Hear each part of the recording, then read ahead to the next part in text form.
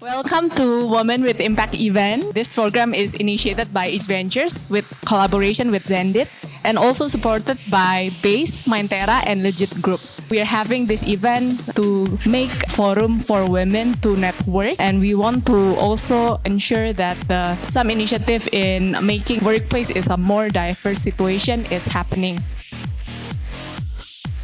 We want to learn from the speakers here what are their interaction in having burnout in the company setting, their personal experience, and what can we do as a professional and as a leader so we can ignite stress in workforce before it gets into the stage where we cannot function anymore.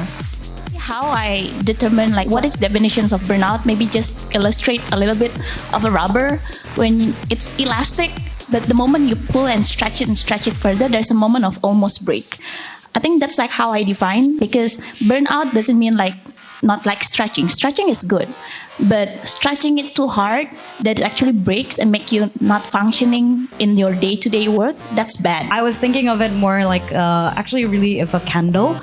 You could be slowly of course you have a limited amount of energy, which is your candlestick. The light sometimes burns hotter, sometimes it burns less. I think maybe the pulling of the rubber feels like when there's winds and pressure around you that makes the flame a little bit flicker and smaller. And burnout is when that flame is extinguished, right? Burnout is by when you do so much and then you actually just ended up in a point where you no longer are willing to do it anymore. I think some of the symptoms that I look is that support system, people that knows you and identifies you as well, that you are actually passing that point. It's actually a very helpful system to getting out of the burnout itself. And that's the explicitly asking for help part, because I felt like my candle was burning thin and I didn't know how to do it. So I said, do it for me. So I think giving people the space to feel okay to say no is also another important factor. Rather than doing a 3-4 mini experiments and nothing work, it's better just pick one, drop it. I think that is sometimes that we as a founder forget that yes, we want to dream big, but we kind of need to balance everyone, when it's actually to focus, when it's to experiment, when to push people and want to give it a break. You want to make them understand that sometimes we give you slack, but you need to cover to your friend. That's the collaborative culture you need to set up.